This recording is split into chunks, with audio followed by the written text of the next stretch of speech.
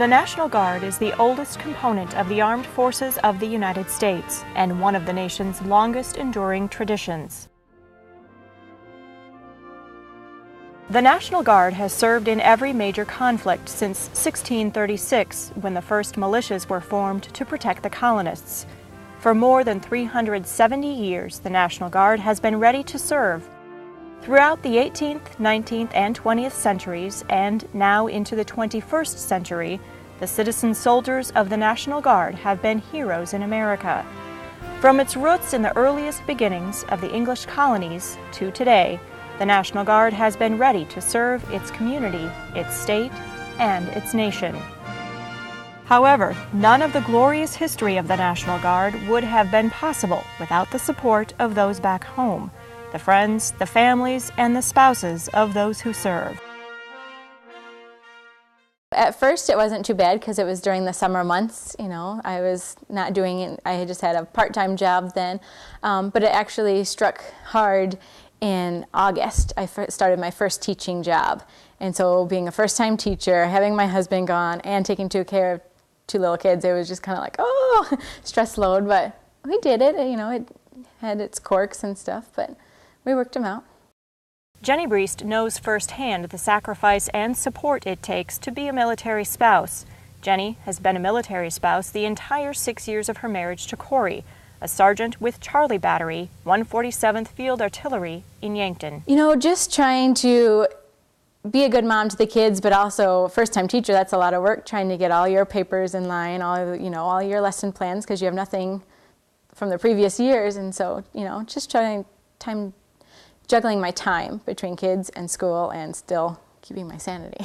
I think the hardest part was nights. Going to bed alone was probably the hardest part because I was so used to having him there. I think it really struck hard also on Halloween, when I had to take the kids alone trick-or-treating, and I stopped at another guard's wife's house, and we just both broke down because we're like, yeah, we're not supposed to be doing this alone. It's not fun. Corey was injured by a roadside bomb in Baghdad, December 4th, 2005.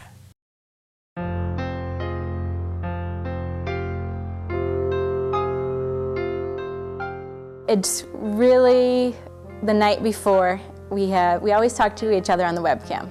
Every night we got to. And the night before, December 3rd, we were talking, and the money situation came up, which always comes up between husbands and wives. And he was wondering why I'm not paying things off, and I'm like, well, because I was being conservative. If something happens, then I want it to fall back on. Just don't worry about it. Well, it kind of got into a little argument, and that was our last words together.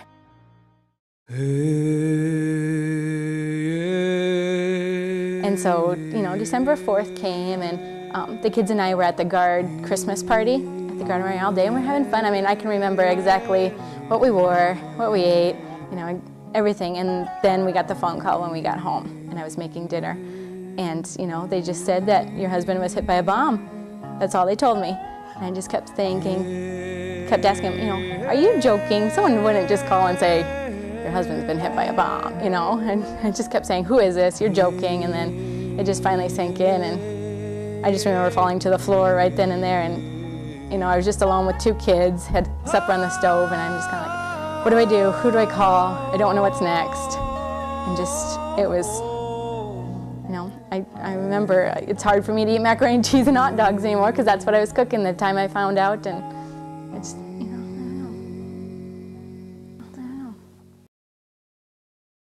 For the past 3 years, Corey has been recovering from a traumatic brain injury. Although he continues with the determination of a warrior, the road has been long. Along the way, many have told Jenny that Corey would not be able to live a full life. Just seeing Corey and the kids together. There were times that I got told that Corey would be in a nursing home, and then just, sitting there when you hear about that and you're like, my husband never wanted that. And then from that moment on, that was my fight. He will not do it. If I need to have someone here, I will. But seeing him be here without anybody helping us and living his life as normal as we can, and having those kids, crawl up on him, treat him just, they don't know any different. And to see him interact like that and go on family trips to Florida, and, it's just, this is our new normal. Watching him do things that he couldn't do a week ago or 2 months ago, it makes it all worth it. And I just get my determination from him, and seeing him interact with the kids and having him home with us and not at a nursing home or anything. I mean, that's where I get it from. He's my rock. Corey and Jenny have been through more together in the past 3 years than most couples experience in a lifetime. But through it all, Jenny has been there for Corey. She is his rock. The National Guard is a family, a community where we look out for each other, a community of brothers and sisters, fathers and mothers, husbands and wives, where no one is left behind. This community is awesome. I mean, we're sitting in this gorgeous house that they did, and not only from the house, but groceries, seeing Corey out in the street and just thanking him. I mean, he could be having the worst day ever, and nobody knows that except me, and someone can come up to him and thank him, especially little kids. He just gets so much joy in it, and that's, simple things like that just make the joy, It's not even this community, it's basically the whole nation that's been here supporting him. I mean, he gets cards from soldiers, angels from all over the world, and just, reading him that mail and stuff, and you can't put it to words on how much the community and the nation have done for us.